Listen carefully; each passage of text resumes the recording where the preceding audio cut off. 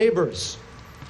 And neighbors will always have much to discuss in such areas as civil aviation, migration policy, disaster preparedness, protecting marine environment, global climate change, and other tougher and more complex issues.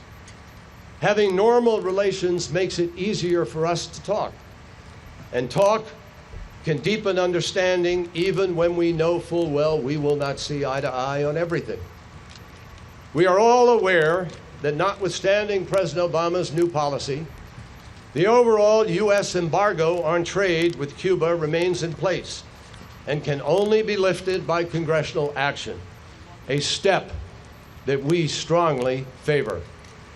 For now,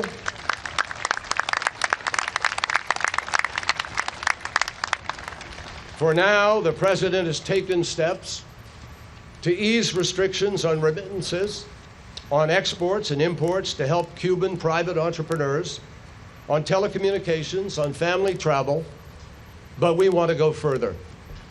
The goal of all of these changes is to help Cubans connect to the world and to improve their lives. And just as we are doing our part, we urge the Cuban government to make it less difficult for their citizens to start businesses, to engage in trade, access information online. The embargo has always been something of a two-way street. Both sides need to remove restrictions that have been holding Cubans back. And before closing, I want to sincerely thank leaders throughout the Americas who have long urged the United States and Cuba to restore normal ties. I thank the Holy Father, Pope Francis, and the Vatican for supporting the start of a new chapter in relations between our countries. And I think it is not accidental that the Holy Father will come here and then to Washington, the United States, at this moment. I applaud President Obama and President Castro, both, for having the courage to bring us together in the face of considerable opposition. I am grateful to Assistant Secretary of State Roberta Jacobson and her team, to our counterparts in the Cuban Foreign Ministry, to our Chief of Mission, Ambassador Jeff De Laurentiis, and his extraordinary staff, for all of the hard work that has led up to this day. And I just say to our wonderful embassy staff, if you think you've been busy these past months, hold on to your seatbelts. But above all, I want to pay tribute to the people of Cuba and to the Cuban American community in the United States.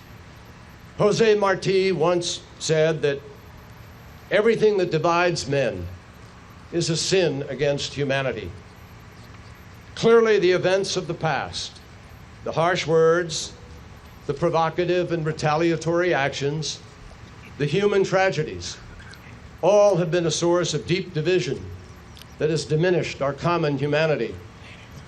There have been too many days of sacrifice and sorrow, too many decades of suspicion and fear.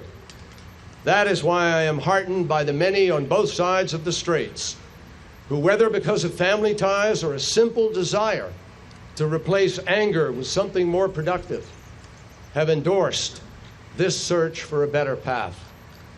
We have begun to move down that path without any illusions about how difficult it may be, but we are each confident in our intentions, confident in the contacts that we have made, and pleased with the friendships that we have begun to forge. And we are certain that the time is now to reach out to one another as two peoples who are no longer enemies or rivals, but neighbors. Time to unfurl our flags, raise them up, and let the world know that we wish each other well. Estamos seguros de que este es el momento de acercarnos dos pueblos ya no enemigos ni rivales, sino vecinos. Es el momento de desplegar nuestras banderas, enarbolarlas, así hacerla saber al resto del mundo que nos deseamos lo mejor los unos a los otros. It is with that healing mission in mind that I turn now to Larry Morris, Jim Tracy, and Mike East. 54 years ago, you gentlemen promised to return to Havana and hoist the flag over the United States Embassy that you lowered on that January day long ago.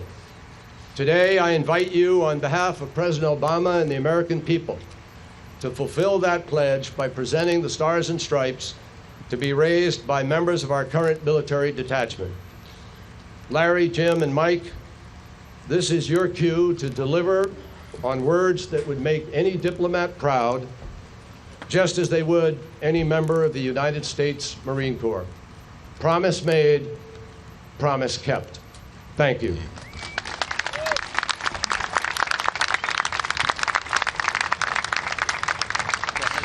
Ladies and gentlemen, please rise for the raising of the flag and the national anthem of the United States.